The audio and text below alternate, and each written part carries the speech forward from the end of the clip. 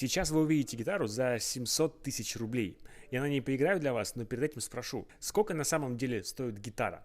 Не конкретно это, а вообще, почему, на ваш взгляд, производители делают гитары стоимостью 10-15 тысяч долларов? И самое главное, можно ли услышать эти деньги в звуке? Подумайте об этом, пока смотрите это видео.